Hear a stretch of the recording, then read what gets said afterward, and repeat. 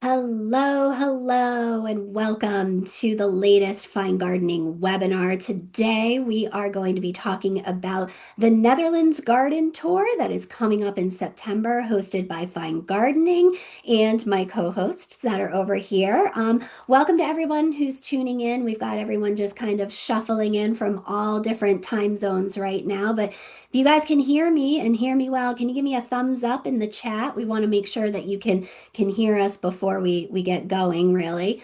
Um, I would like to introduce our co-hosts. Our first co-host is, and my screen is up on the top, and this is a Carol Collins. Carol Collins is the editor-in-chief of Fine Gardening Magazine. Hi, Carol. Hi, good to see everyone. Good to see you too. In my screen on the bottom left is internationally renowned garden designer from the UK, Annie Guilfoyle. Hello, Annie. Hello, hello. Well, at this time last week, I was on your side of the pond. Yes, you I'm were. back over. I've been to America twice in the last month, which is crazy, but I You have. And it's you been picked the wonderful. best time I too, know, January and in February. between the snowstorms, it was wonderful. No, it was great. Had a fantastic time. But anyway, That lovely. Excited to be here. Thank you. That's amazing. That's amazing. And I'm Danielle Sherry. I'm the editorial director of Fine Gardening Magazine. And the three ladies that are on the screen right now are the ones who have put together this tour. But I don't want to take much credit because most of the credit goes to Annie Guilfoyle. And much like our very successful UK garden tour last year that we did, Annie has so many connections and so many ins with so many different designers and gardens and horticulturists across the globe that she really put together an amazing itinerary for this tour, which we're super, super excited about. Annie, I think we're just gonna like start kicking off questions. Everyone, Yep. there's a chat. Sarah, thank you for letting me know that we're coming through loud and clear. There's a chat button that's at the bottom of your screen. If you open that up, you can type your messages and all of your questions about the tour, about Amsterdam, about Rotterdam, anything that, should I bring an umbrella? Those sorts of things are fine as well, even if you want to ask, packing questions. But Annie, I think we've got some questions that came in via email Mhm. first. So I was going to kick off with a couple of those. Does that work for Good. you? That's fantastic. Yeah. All Yeah. right, brilliant. Well, the first one, use your name. Annie, you'll be opening the tour with a welcome lecture. Without giving too much away, can you share two qualities that you believe will make a garden truly great, going from good to great? And where might we find those qualities reflected in the gardens we'll be visiting in the Netherlands? Well, yeah, that's a big question because I'd say top of my list of what makes a great garden, probably in this order, is simplicity. Oh, Um, and scale and proportion, but there are so many other things.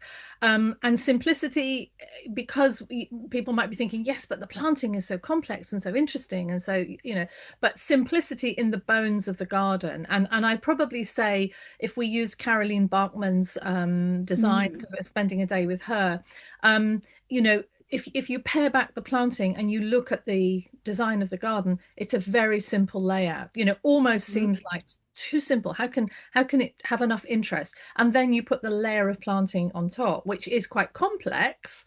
But then it just, it works together beautifully. So I'd say simplicity. It's always less is more with the ideas. Don't throw everything at the garden because it will just become a mess, sort of visually.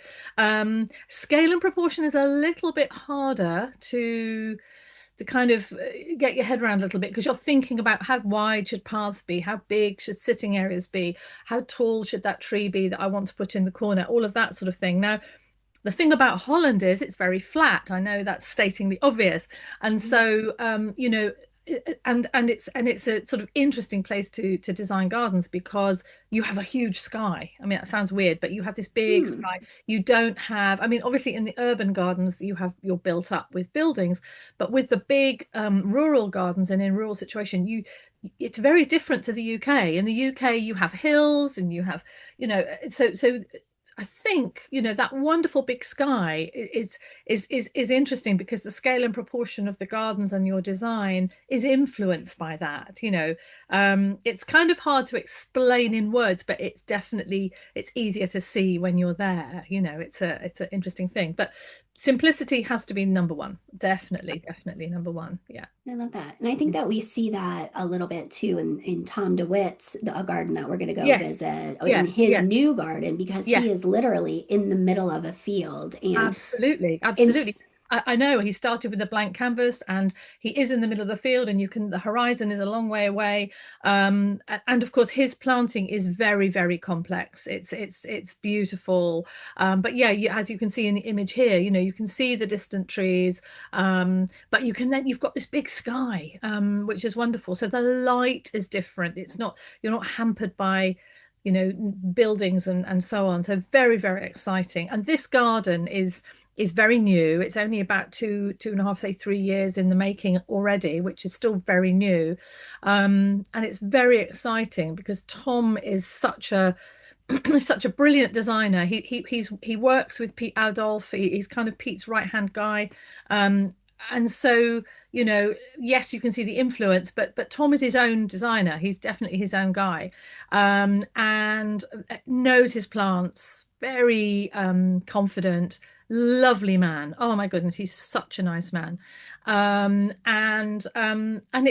think the wonderful thing about Holland is that everything looks just so easy in terms of, it looks like it's just happened. It doesn't yeah, look labored and forced and yeah. I adore the Dutch design. I just think it's fantastic. Yeah. I Can love that. can I ask? I think I recognize a lot of North American natives in Oh, that garden. Is that, you yeah, will. Yeah, yeah. yeah. Well, funnily enough, Tom's married to an American woman. But that's nothing to do with the plant choice, I'm sure. Yes, no, definitely. And I think that's a sort of influence through Pete Oudolf as well. That the sort of prairie look, the naturalistic planting look, has definitely been a massive, massive influence. In the UK, we call it the Dutch wave, the Dutch, which happened in the sort of late 80s or mid to late 80s, where this group of people, which Pete and Anya, his wife, were one of, a little hub of nursery people and specialists, really went forward with this Dutch wave, this new idea of naturalistic planting, which just took us by storm, and we're still in the middle of it. I keep saying to people that when I'm designing or when I'm teaching, hey guys, don't forget about shrubs, everybody. Shrubs are out there, but this wonderful Dutch movement that sort of swept across Europe and very much linked with North America too, with Roy Diblick and people like that who are very in tune. And then Pete's done an awful lot of work in America, obviously. So yeah, you will recognize a lot of plants. You will, I love definitely. that. I Mm. wanted to address something that Sarah had dropped in the chat. Sarah, you said that you have to step out a little bit early. I wanted to let everyone know this session is being recorded, and we will be uploading it to finegardening.com for anyone to see on demand after the fact. So give us a Mm. couple of days. Usually it's a Friday. Nobody wants to work over the weekend, but early next week it should be up on finegardening.com. You'll be able to rewatch this session or any pieces or portions that you missed, and also send it to anyone who wasn't able to attend today. Let's see, Carol, it looks like we've got a couple of others We in do. here. We have a logistical question, which I'm Okay. interested in too. Nancy wants to know, they want to arrive the day before. So, and I do too. So if we're going to stay at the DoubleTree, do we contact the hotel directly or through the travel agent? So yesterday I put in a call. It's hotel dependent on whether or not we'll be able to get the group block discount for people arriving early. So that's my first question because I'm a thrifty girl. So I want to see if we can get that group block rate for everyone. In the UK, we had one hotel that was willing to do that and one that wasn't. And thankfully, the one that was a Hilton property. So I'm speculating, now this is pure speculation, that they're going to say that yes, they can get us a discounted rooms up to 1 to 2 days in advance. The other thing that we can definitely do, regardless of the answer that I get back in hopefully the next couple of days, and I will email the group of people who have reserved already the tour. We can, if you want to stay at that hotel a night or two before, you can book it yourself independently through the hotel. You get a reservation number, and then you can email that to me, and I will link it to your reservation with the group stay. So you won't have to change rooms, which is a That's real pain in nice. the neck. Yeah. So at the very least, we'll be able to do that, but hang tight on that if we can get you all a discount that's associated with the same rate that would be charged by the hotel for the group block. So that's my answer there, but I'm betting we're in good hands because it is a Hilton property. Very good. And then we have one other question. I'm assuming this is about the Netherlands in general, interested in what happens over the four seasons, particularly Mm, winter and fall. Mm. It seems, yeah. looking at those plants, it looks like milder winters there. Is that right? Yeah, well, it's on the continent, obviously. It's continental Europe. So not necessarily. It's very similar to the UK climate. Mhm. But then obviously they do have the maritime aspect as well.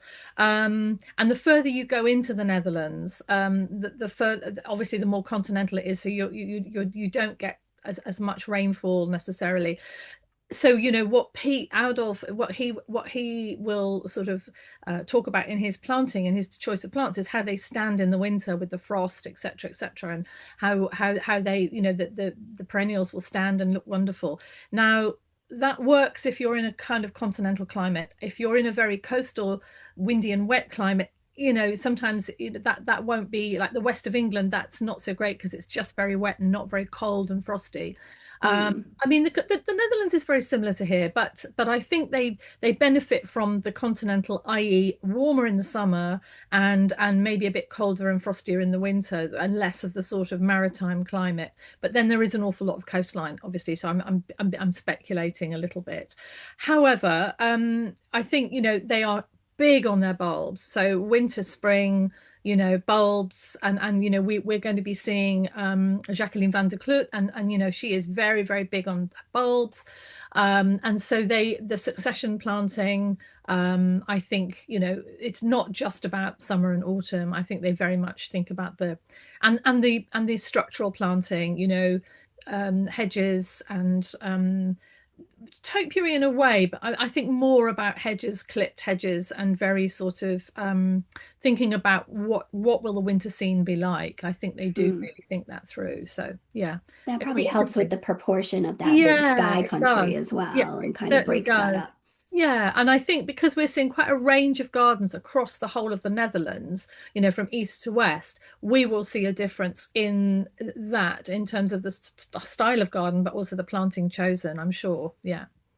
Well, I'm gonna dip into one of our email questions because it, Yeah. it blends right in with Piet Oudolf, and it Yeah. says, I hear Piet Oudolf's name over and over and over again as the father of the new perennial movement. But for Yeah. attendees like me that are less familiar with his work, can you describe what makes an Oudolf planting so immediately recognizable?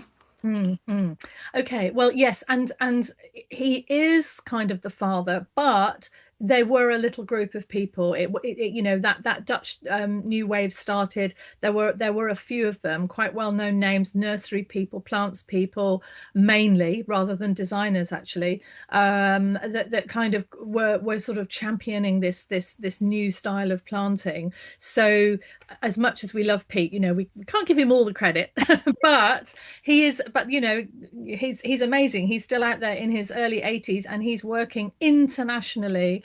And what makes his work so immediately recognizable? Well, scale is one thing, I think, because yes, of course, he's internationally an incredible designer, and so his work is usually rather big and in terms of his clients and public spaces. So that's, I suppose, in a way that's easy to grasp that amazing scale. But it's about with Pete, it's about choice of plants. It's about individual flowers, shapes. I wouldn't say so much colors, more about shapes and structure and how he puts these plants together. And even his style of planting has changed over the years in terms of how it looks. I mean, if you go to somewhere like Hauser and Wirth in Somerset, it's quite block planting. It's more like sort of block planting. But if you go, and maybe the Lurie's a little bit like that, but I'm speculating. Mm-hmm. I haven't been to the Lurie myself. But if some of his other projects are very almost prairie-like, so you've got this sort of matrix planting, and it's not everybody's cup of tea, but it is very beautiful, and I think the scale really helps. It's just incredible. It is very recognizable, and I think it's his palette of plants, but again, that's enormous, and he doesn't just stick with the same old plants. But it's his knowledge of plants, his use of grasses, the movement that you get in the planting, the succession of planting, the longevity of things, and so I suppose if you think of him like a painter, you could look at an image of one of his gardens and immediately go, ah, yeah, that's an Oudolf planting, because it's just so recognizable in that beautiful scale, complex planting. I think when you look at something like that, it's easy to think, oh, this is quite easy and formulaic. Oh no. And if you look at some of his designs, they are like artworks on their own because he uses Mm-hmm. symbols, and they're very beautiful. You could frame them and put them on the wall as a standalone thing. And they are very complex. He's incredibly, but then I suppose you go to somewhere like the High Line, and the High Line is very, very condensed, because it's very linear. And so you don't get those great big fields of plants, in Mm-hmm. front of you. It's much more compact, but incredibly intricate and full of detail. And I was lucky enough to be there about 3 weeks ago in the snow, and Oh, you could yeah. still see what was happening, and we had the High Line to ourselves because it was closed. I can't believe it. We were lucky enough to be up there with the director, so but it's very different, but so it's more Mm-hmm. concentrated and like I say, very linear, and very urban, and the climate's very harsh. When you're looking at, say, UK or in the Netherlands, you're looking at a much softer climate, and softer light. I think that he thinks about the light, and I think that's something that people don't think about. So, the backlit grasses and perennials in the evening sun, and again with those amazing big skies in the Netherlands, you get this fantastic light too, which is all part of it, really. Yeah, And we are on day two visiting the sculpture garden at Singer Lauren, which yeah, is yeah, actually designed by Piet Oudolf, and in yeah, yeah, in several people's minds is his quintessential work yeah, right yeah, now. We've yeah. heard that from several people, and we will be there at Singer Lauren during the peak, Yes, which exactly. which we Annie kind of designed Yeah, that to be yeah, that way. So yeah, yeah. so No, that's very exciting. yeah, absolutely, absolutely. And I can see the next question is, have we any chance of visiting Pete's gardens at Humelo? Oh, no, sorry. Pete and Anya. Pete is 80, what, three maybe now, at least, and Anya, and they have had the garden open for so many years, and it's private now. And he's also on the road a lot working. So Yeah. so no, sorry. I mean, it would be wonderful, but it would be, yeah, no, it's not possible, really. And I recognize that name. Hi, Kathy. How are ya? Kathy was on our UK tour last year out in Right. Wisconsin. Hi, Kathy. Hi, Kathy. Wisconsin and Chicago. I Oh, don't know right. where Yeah, yeah, she is right now. yeah, I hope she's yeah, in the warmer of the two locations. yeah. Good question, though. Good question, I because a lot know, of I know. people ask. Yeah, I'd love to be able to say, oh yes, let's just go knock on the door. But Yeah. yeah, no, I think they've done their share of having the garden open, and they need their privacy. And yeah, yeah, Yeah, and Yeah. that was one of the When reasons too that you've picked some of the some of the proteges, if you yeah, will, of Pete yeah, Udall to be on this yeah, tour with. absolutely, yeah, yeah.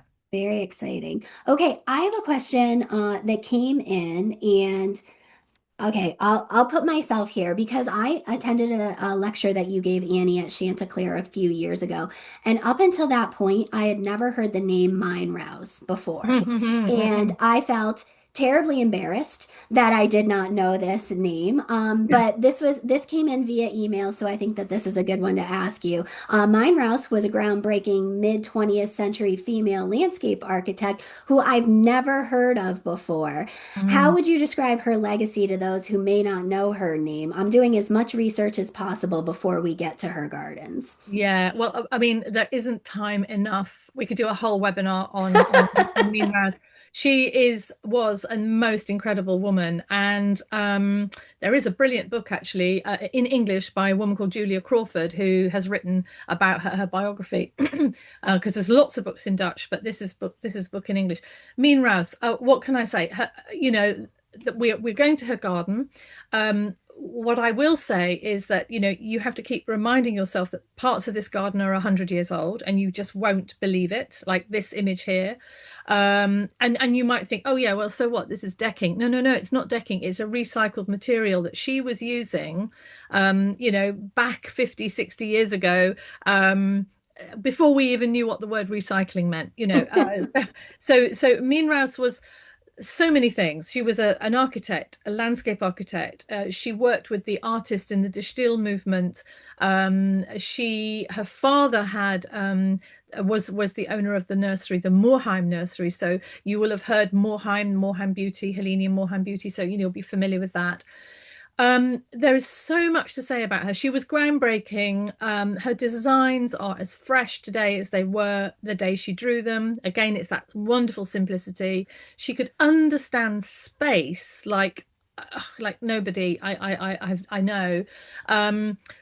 She got the nickname of Diagonal Mien because she would turn a garden at 45 degrees to make the most of a space, and Okay. that's such a good thing to do in a small garden and an urban garden where you're trying to exploit the longest axis in the garden.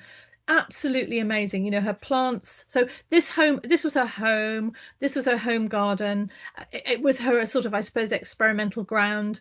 But you will be absolutely amazed that to think that bits of it are 100 years old. Bits of it are slightly newer, but just an extraordinary woman in every single possible way, even to the point that, during the Second World War, she was worked with the Dutch resistance, and she would harbor Jews, and protect them. And, I mean, you just think, oh my goodness, this woman was incredible. And it's sad that there's not more known about her in English, if you like, or in the English speaking world. The Dutch, everybody knows of her, and she is definitely very important. But I think possibly because up until about a year and a half, 2 years ago, there really were very little books written in English or translated into English. And since Julia's book came out, it was hard to find a book in English other than that had been translated. So yeah, I'm so pleased to be going back there. It's amazing. And you can see from these images, it's made up of rooms and different areas, shady, woodland, open, and just so contemporary. It has such a crisp contemporary feel, beautiful use of planting. And yeah, just you will love seeing this garden. She was quite a woman, quite a woman. Yeah. Yeah, and I don't think it's too, apocalyptic to say, but like it's just it's so incredible that she isn't more well known, Absolutely. I especially. mean, yeah, looking at this image here, and I know that John Brooks, one of our most famous garden designers, this image is in his books. He was very influenced by her. A lot of our 20th century garden designers are influenced by her. I think obviously a lot of Dutch garden designers influenced by her. And it's that strong geometry, which you can see in this image, perfectly reflecting very strong geometry, and then softened by exquisite use of plants. And it's that balance, it's that wonderful balance again, of yeah, just Stunning. Yeah, Just absolutely stunning. stunning. Yeah, yeah. I mean, she was just a great human being, let alone a great designer. She was just a great human being and a sort of trailblazing woman in an industry that was quite male dominated as well. So lots to celebrate about her, lots to think of to do. And someone's saying, "What's the name of the book?" I do have it somewhere behind me, Oh, you and know what? Well, yeah, our producer behind the scenes, Christine, actually did a feature on that on fine great. gardening. So Yeah, she can drop a link to that book, super. Yeah, Nancy, for you that's in right. there. But Annie, speaking of books, that's a good segue because you were sharing behind the scenes with Carol and I a book that would Oh really, yes. capture the spirit of the gardens we're going to visit and Yeah, might yeah, be yeah, good for yeah, people to yeah. brush up on in advance. Yes, yes. And so if I hold this up, can people see it? Yeah, It's called Garden Under Big Skies, and it's written by my garden masterclass business partner Noel Kingsbury, and the photographer is Dutch Maaike de Rieder, and it's reimagining outdoor space the Dutch way. It is a beautiful, beautiful book. So it's Gardens Under Big Skies, which, I was saying the skies are enormous. Um, and it's full. A lot of the places that we're going are in here, not all of them, but a lot of them. It does give you a really good insight because you've got Noel's words and you've got Maaike de Rieder's images. So it's not only a really beautiful book, but I think it will really get you into the groove. I would really recommend getting this because you'll be one step ahead, I think, of yeah, what we're going to be seeing and what we're going to be enjoying and understanding, because there's a little bit in there about the history of the land as well. Why is the land the way it is? Inspired by natural landscapes. I mean, yeah, because Holland is it's an unusual country geographically, and so and the people, the way the landscape shapes the people is really interesting. So yeah, definitely recommend it. that's awesome. It looks like a super high water table is part of what Yes, they are dealing with. absolutely. Yeah, absolutely. Super high water table. Yeah, real. That is absolutely true. And I'm just trying to find, and the way that the land has been divided up and the way they manage that. And I think that that goes through into the way people think about how they manage the space around them. Yeah, Yes, definitely. yeah, Joan, the yes, we can put the link to the book in the chat. Yes, we will work on doing that. yeah, And also to the Mean book as well. Our yes, producers yeah. working hot and heavy behind the scenes Yes, here. there's going to be a spike in sales now, isn't there? But speaking of the high water table, we had somebody who was I was sent three different questions about the canals. I mean, Right. obviously, there is canal culture here. And that this person in particular wanted to know. So, on the final day of our tour, we're going Mm, to be taking a riverboat and we're going to be going up and down a particular area and checking out the nurseries. And this mm. person said, why are we going to look at the nurseries from the water rather than on foot? and, and is it because it gives us a different perspective? Yeah. And what stories or history should we be prepared to hear during that excursion? Well, I Um, think yeah, no, it is. I mean, it will immediately, well, it's a wonderful way to see, and also it's a very relaxing way to travel for sure. But I think it does give you a complete perspective about the landscape, how the landscape's formed. And also, the nurseries, there are a lot of nurseries, and the nurseries are vast. And so that would be an awful lot of walking if we were walking around all of them.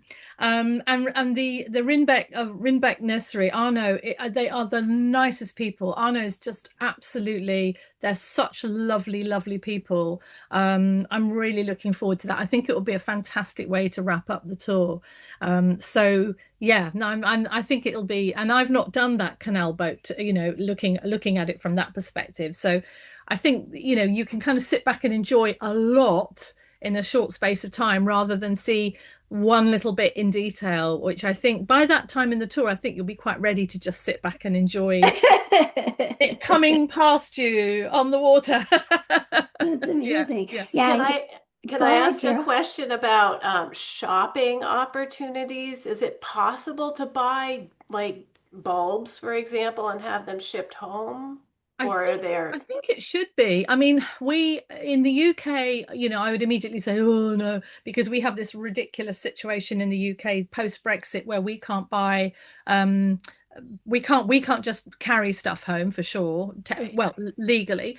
And it is very hard for us to ship stuff.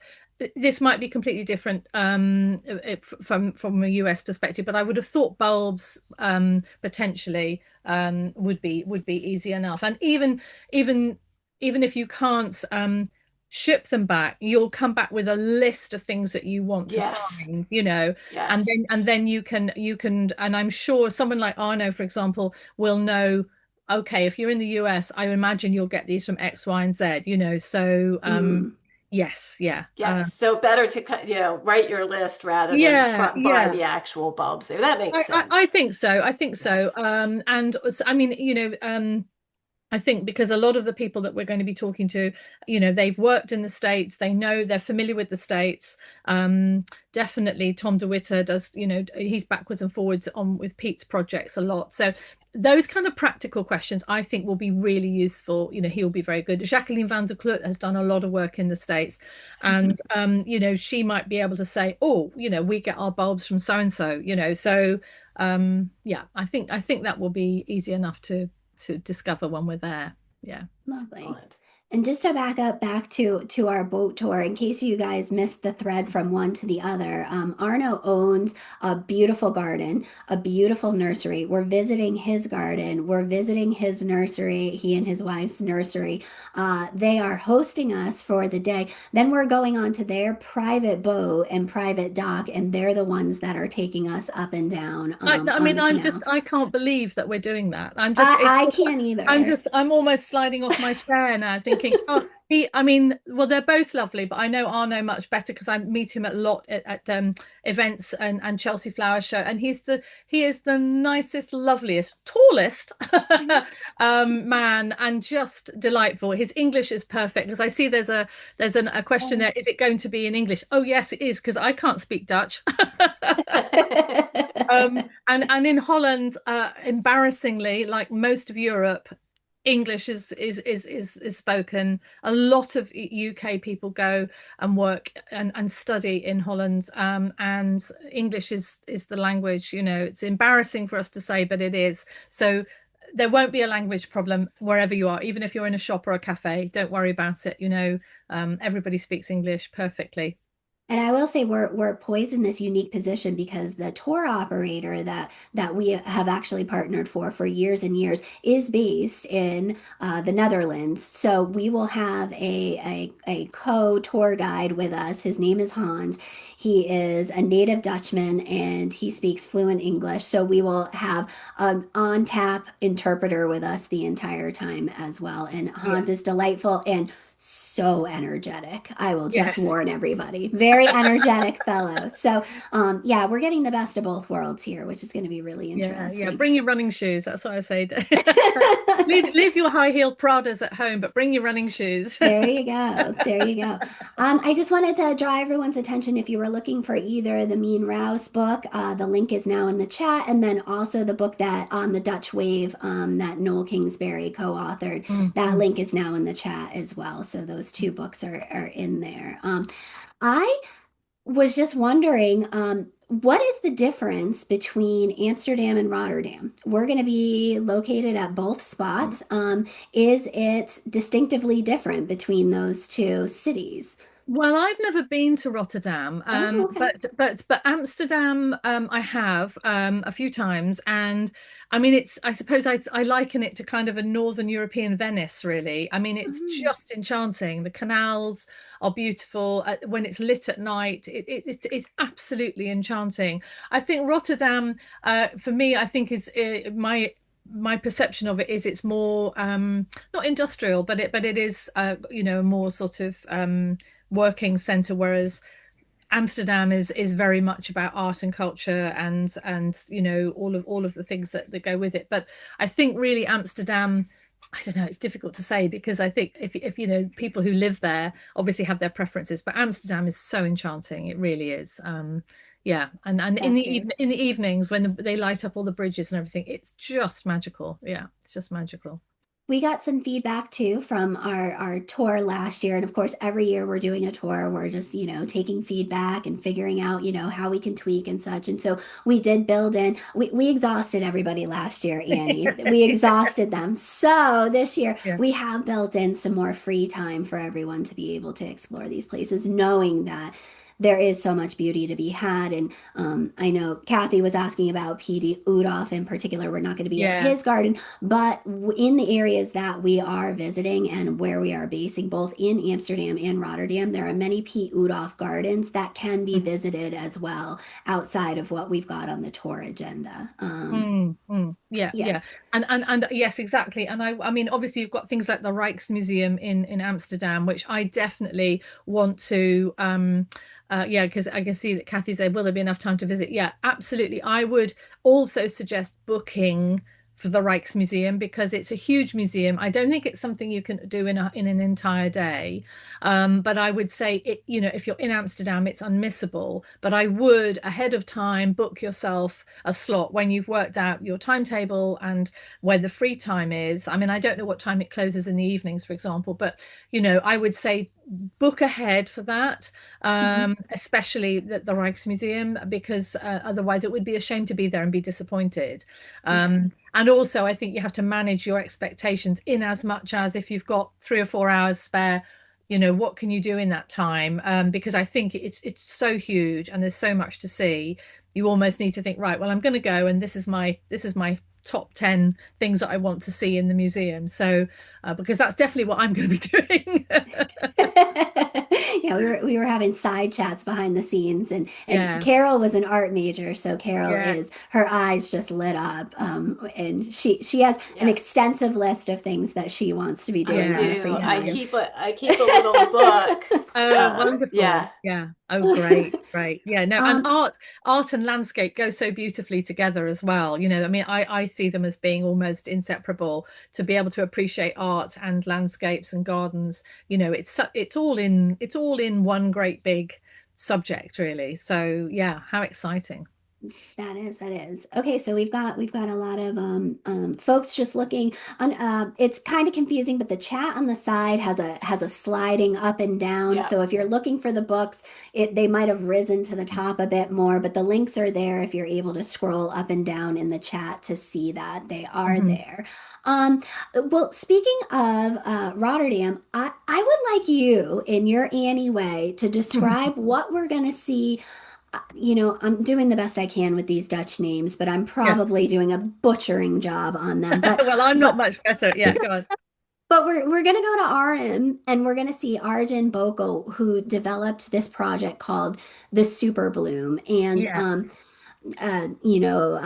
Casey Smith sent in an email about it. A few other people sent in an email about it, and I think folks are wondering: am I going to something equivalent to the High Line or the Lorry Garden, or am I truly going to the site of an industrial site with a few flowers? Oh Um, no, I mean, yeah, I mean, I'm just trying to find Aryan in this in the oh, yeah, I'm finding some amazing. Let me just hold this picture up, and I will then to answer. I mean, that's Mien Rouse. What a beautiful woman she uh, was, isn't she? Um, Aryan is such an incredible, like, he is one of the really foremost Dutch designers at the moment. And this space, I think don't think it's the High Line and it's not the Lurie Garden, because it was an industrial, well, not an industrial area, but a sort of rundown urban city zone, that they started off thinking, well, this is going to be a temporary garden, hmm, and actually it's grown into this amazing garden. So I think what to expect is not something, say, as linear and as rigid as the High Line, but something that is much more much looser. I mean, yes, these images portray that perfectly. And of course, the time of year we're going to be there, absolutely brilliant in terms of seeing the perennials and grasses at their peak. So I think it's loose. and very robust because it has to be, because it's in the middle of a city. But I think it's nice to see what can be done in an area that is, has to, the plants have to work really hard. And I think what somebody like Ian, his knowledge, along with most of the designers that we're going to be encountering, their plant knowledge has to be so good, because they have to be able to work with plants that are going to be resilient to the weather, whatever it does, and we're all in extremes of weather, but also in sort of slightly industrial, sort of urban situations like that, where a lot of foot traffic, a lot of people, sort of open boundaries. I think, the planting has to be very, very robust and beautiful, and strike that balance. And I think because it was designed by an architectural firm and they brought Arjan in to do the planting, I think, it's surpassed, I think, what they expected in terms of beauty, and adding that sort of softness to what was a very harsh, um, urban situation in the city. Yeah. So And yeah. Aryan's going to be on hand too to kind of take Yes. us through the project. He has Yes. so many amazing photos to share too of what Yeah. was there beforehand Yeah. versus now, and the process too of laying out this matrix planting and the Yeah. volunteers that Yeah. really helped out with that.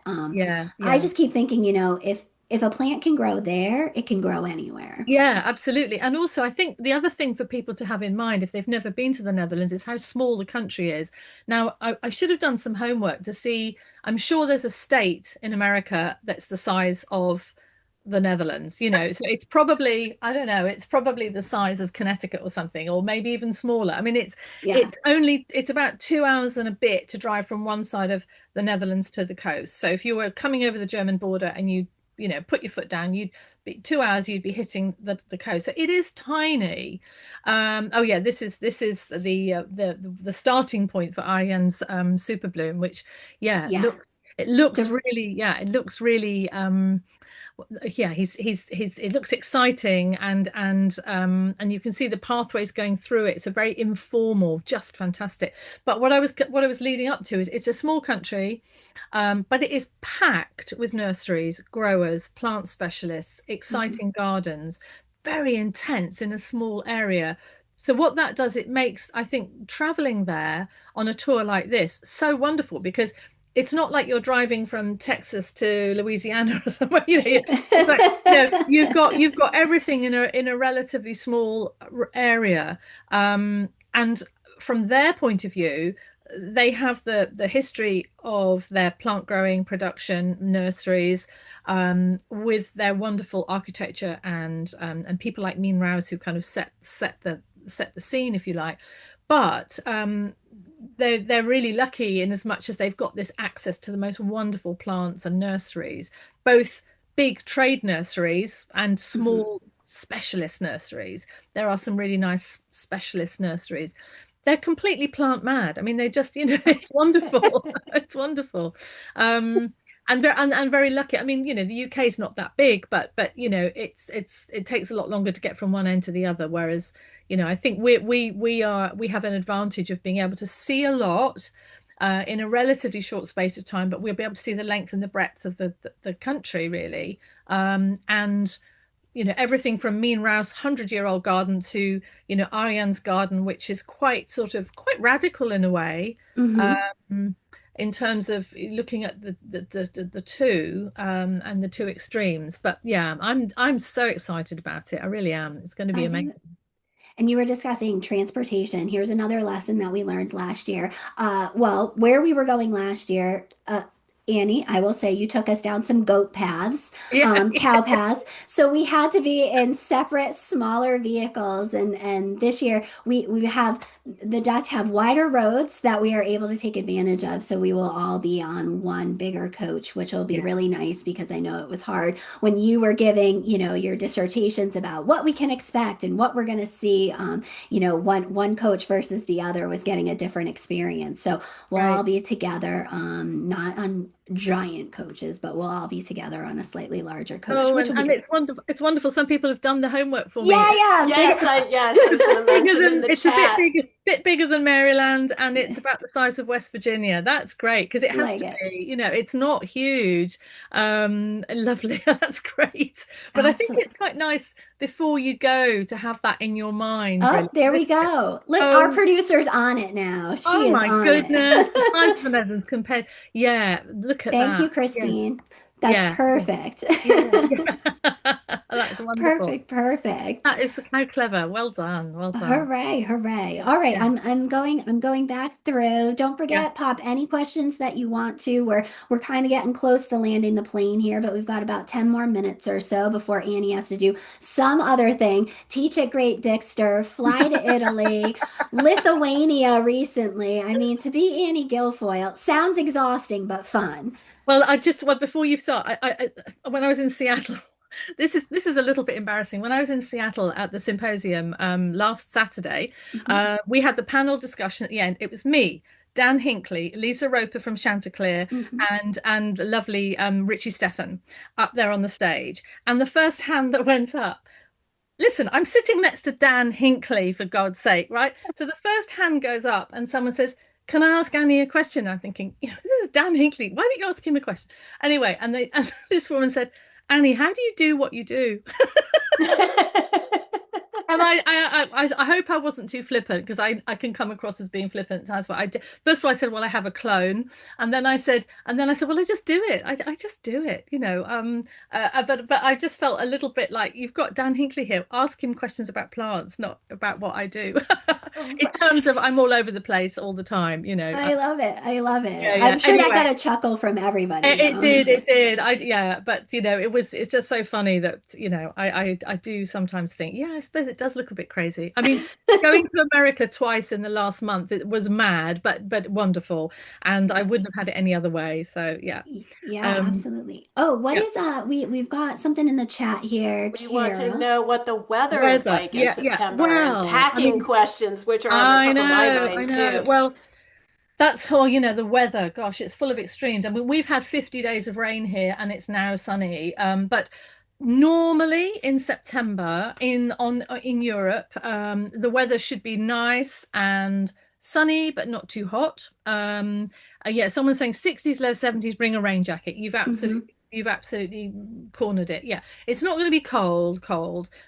Do bring lightweight leather, a rain jacket rather.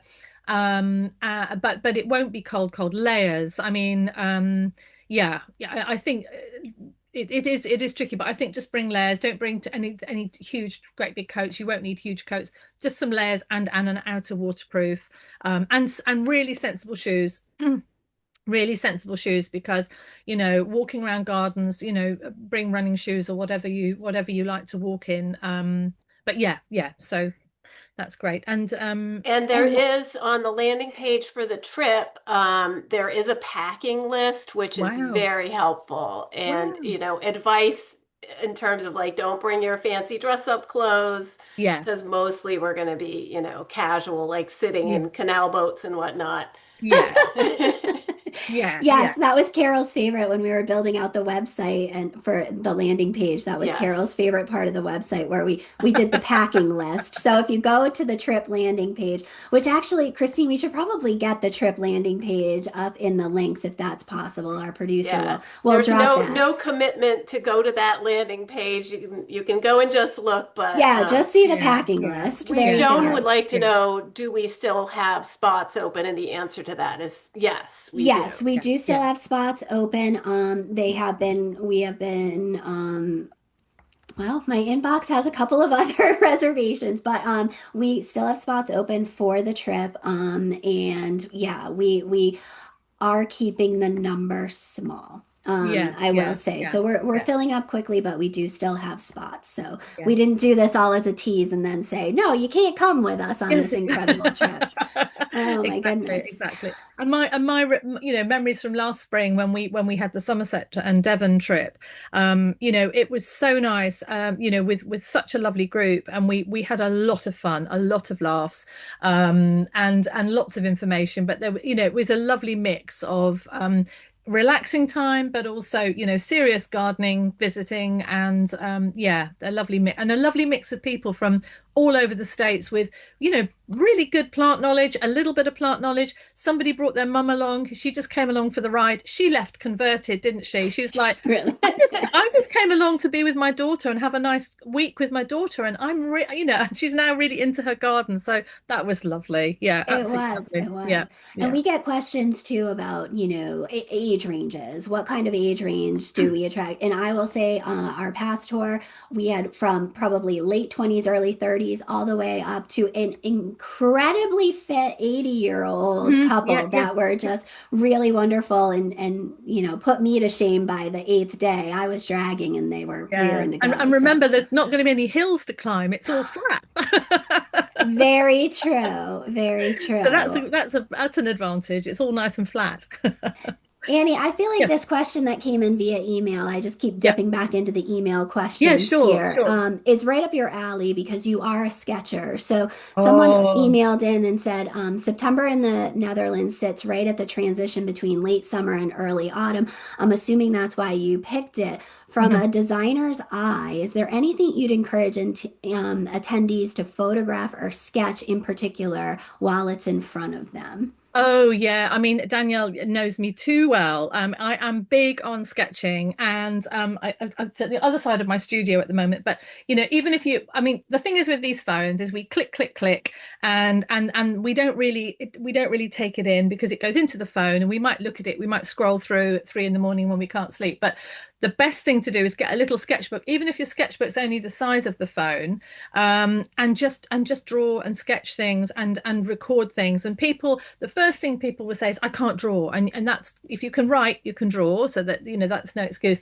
And you don't have to show your sketchbook to anyone. But if you are just drawing a plant combination, and even for 30 seconds or a minute or 2 minutes, you will take in so much more than when you just go click with your phone.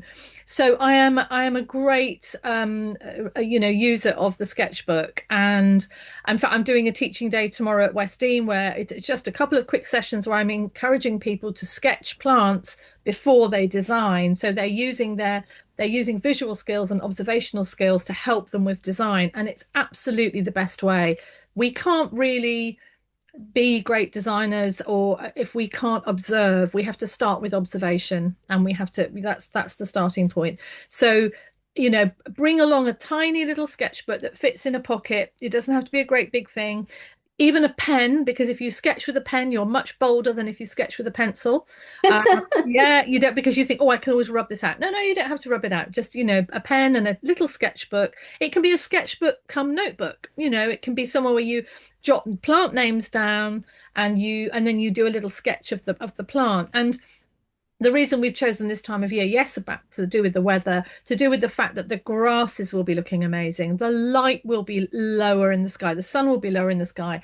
You'll get these backlit planting combinations. So for me, I think Holland, either spring, early spring, where things are just emerging, or autumn, but you're going to learn probably more in the autumn because it's all up and it's all there and it's all standing, and you can really appreciate the combinations. So yeah, sketchbook, camera, yeah, definitely, Okay, definitely. wonderful. I love Yeah, it. I'm I a bit love I'm a bit these. evangelical about sketching. There No, you go. The Carol's got moleskins, they're so lightweight. they I are, love they them. are, and they can just be tiny too, and you open them out and you've got a double page. But honestly, it's transformational.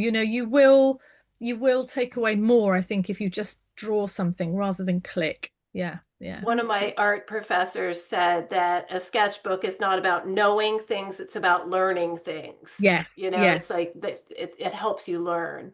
Yeah, and Yeah. then Jones put in this thing, even if you suck at drawing, nobody sucks at drawing. Joan, Hit, that is me, and yeah, Annie made me no, into I a mean the convert prof. last year. And one of my greatest delights now is looking at my sketchbook that Yeah, I brought with me last year on the UK trip and looking back and going, yeah, I remember exactly that plant combination Yes. at Special Plants Nursery that I saw with yeah, Derry walking us through it so much more vividly. yeah, Now, yeah, yes, it looks like a kindergartner drew it, but yeah.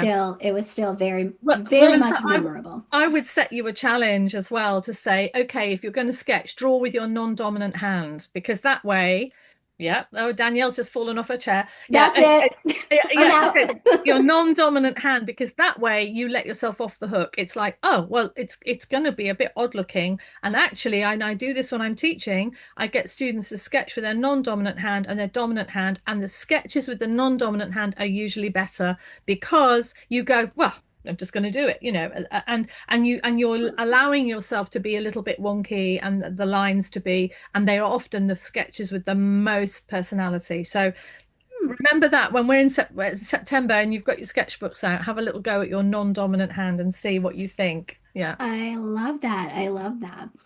All right, so from sketches to practicalities involving insurance. So Yeah. we've had some folks ask about the insurance requirement. So we do like all of our travelers to have personal travel insurance. I feel like in this day and age, it's a good idea no matter what you're doing.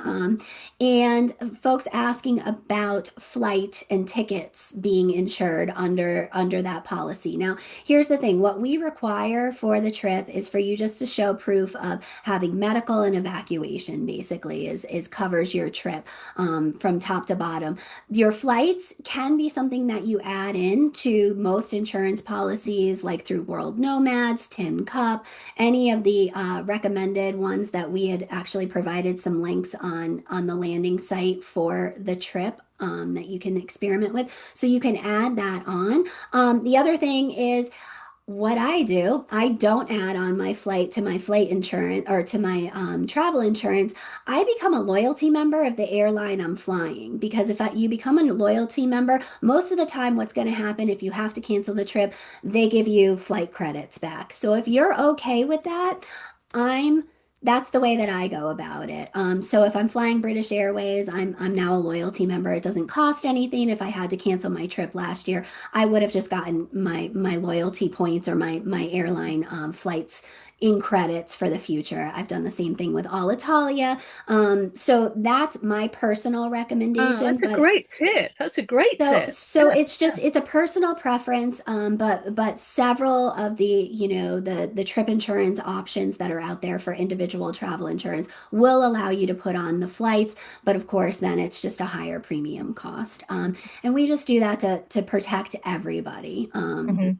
And uh, don't want to super bring this up, but the geopolitical climate is what it is. And I wanted to reassure everyone that, we have trip insurance with the tour operator. So if something happens under the force majeure clause, God forbid, that will be reimbursed to us from the tour operator. So we'll be able to reimburse or offer refunds to anyone if for any terrible reason the trip gets canceled. But we Natural disaster, war, is that? exactly, Yeah. volcanoes, anything like that, all falls under force majeure. So that's covered on the trip end. So I know that there's a little bit of anxiety that can come along with a big trip like that. So I wanted to reassure everybody on that. But Mm. none of that's going to happen. None of No, it's going to exactly. happen. Exactly. Yeah. Exactly. All right, Annie, I just want to ask you because I know we have to let you go here.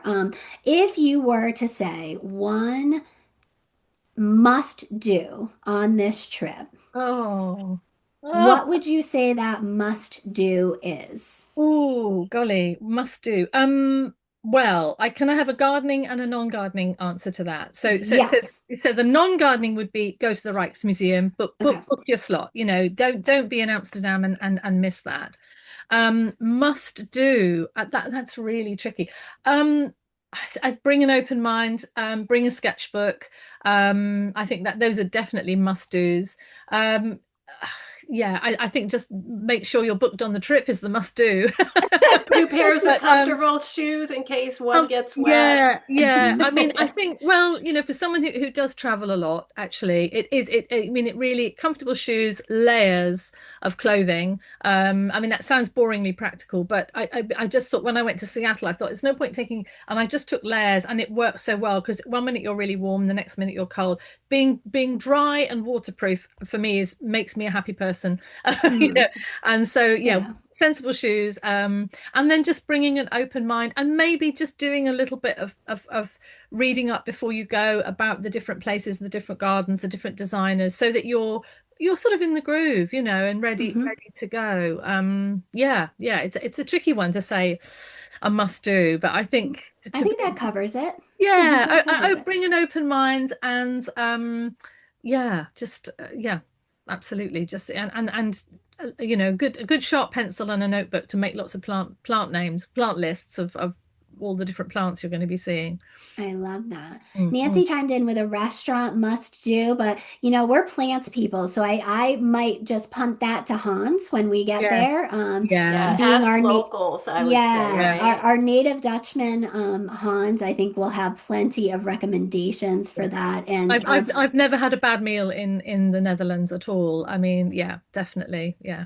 And they're perfect. such super friendly people, really wonderful. Yeah, yeah. It has, yeah. I've been very heartened by, obviously not speaking Dutch, having to Mhm. coordinate email wise and even some phone calls with many of the people that were visiting on this trip. And they are so excited for us to Yeah, come, which is yeah, yeah, really, really yeah. nice. It doesn't feel like, oh, we kind of Annie browbeat them into us being able to No, no, come to their no, house. no. No, they were so, so gracious and so excited. And they do have the most wicked sense of humor as well.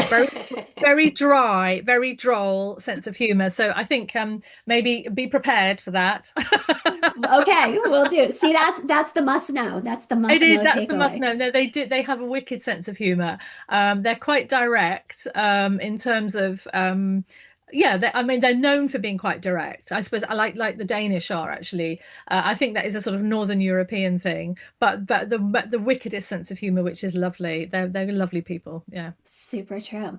All right, so to make it easy for everybody too, I think we're going to ask Christine, who is our technical guru, producer behind the scenes. Thank you so much to put the tour on the homepage of Fine Gardening because it Mhm. is a little confusing where the tour is actually advertised on a different platform. So we'll put the tour, the Netherlands tour we just talked about with Annie Guilfoyle, Carol Collins, and myself this September. We'll put it as our number one spot on the website through the weekend so everybody can click onto that and read about the tour and see that obviously that's not click to buy, but just click to read some more about the tour. Make it easy for you guys to navigate to there. And again, this recording will be up in a few days. We'll get it up onto the website, finegardening.com too. I will leave you with this. The easiest email address in the world to remember is info@finegardening.com. If you have any questions that we didn't get to, I did have a lot to go through. Please email us at info@finegardening.com. Myself and Carol, we check that every single day. Annie then fields every forward that I send to her and say, what? I don't know how to answer this. So we'll be on top of that inbox too if there's anything extra. Yeah, Um, yeah. thank you so much for joining us, Annie. Appreciate it. Thank you, Carol. That was Thank super you. fun. Thank you, everyone, for attending. And we're hoping to see you in the Netherlands. Absolutely. Thank you very much. And I know that we had such a great time in Somerset You last did. spring, and it will be wonderful. So yeah, I'm looking forward to meeting you all. All right. All right. Have a great day, everyone.